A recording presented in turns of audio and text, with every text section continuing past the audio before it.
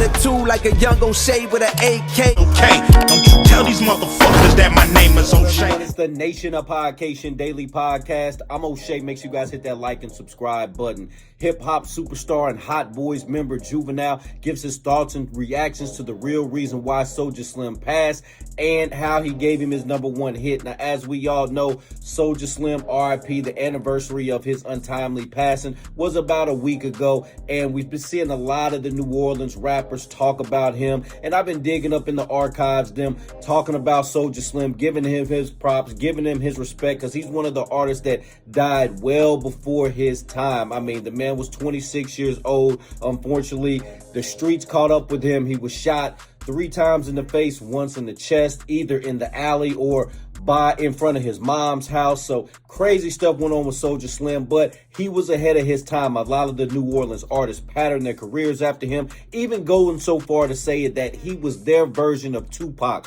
one that actually rapped about the street life that he was living. So RIP Soulja Slim. Anyway, in a recent interview, Juvenile talks about Soulja Slim, talks about his success, talks about how he was taken away from New Orleans and the real reason why he's gone. Let's take a look at this clip from Juvie. I don't know the amount of times he got shot. I don't know if it was in the lawn or in the alley. I'm not sure. So I don't like that's because you know they always change stuff up a little bit. So I'm not sure about that. But it was like, you know, he was our Tupac. See, that's another hip-hop legend in saying that he was their Tupac. Hot Boy Turk has said that. Manny Fresh has said that. It's a lot of folks that have said that. Master P has even said that Soulja Slim was their version of Tupac. So shout out to Soulja Slim, RIP. Gone way too soon. Let's finish up listening to Juvie. The Tupac of New Orleans, and not only New Orleans, all the surrounding areas. And, you know, I just feel like New Orleans should have protected him a little better than that. I feel like that. I put the blame on the people that surrounded him. I always did.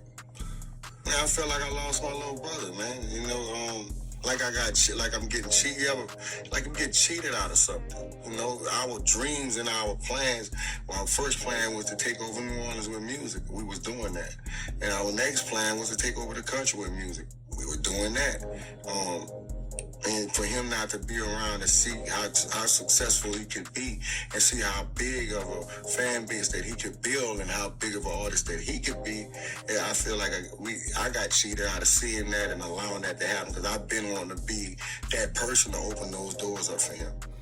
Now, like Juvie said, Soulja Slim was on his way to superstardom. Like I said, they had took over the New Orleans, they had done that. They took over the regional area of the South, they had done that. They took over the nation with the slow motion, they did that. So Soulja Slim was on his way to greatness. Unfortunately, he was taken away. Now, Juvenile was asked about the alleged person who did this to Soulja Slim, this guy named Jarrell Smith.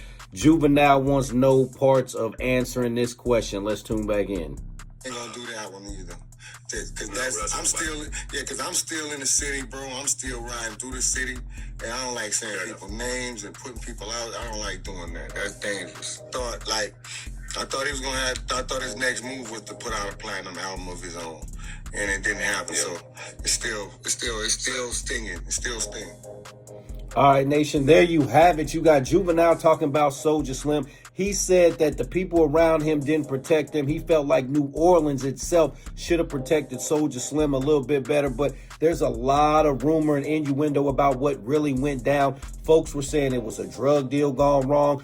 Folks are saying that he had robbed somebody a while ago and this was retaliation for that. Folks are saying like Gangsta Williams, who was Birdman's brother, he's saying that Slim had robbed this dude and tied him up and burned up some apartment building allegedly, and then the dude had ended up escaping, and that's where this retaliation came from. So there's a lot of rumors and innuendo. There's even rumors out there about Master P having some involvement in it as well. So lots of rumors, lots of innuendo. I don't know if we'll ever get the truth about why Soulja Slim is really gone. Nation, let me know in the comment section down below how you feel about Soulja Slim, Soulja Slim's music. Did you think he was on his way to superstardom? Let me know in the comment section down below. Make sure you all hit that like and subscribe button on your way out. Peace. O'Shea and I been been kicking it strong for a minute now. O'Shea doesn't drink. He doesn't smoke. O'Shea is a professional model. Attitude like a young O'Shea with an AK. Okay, don't you tell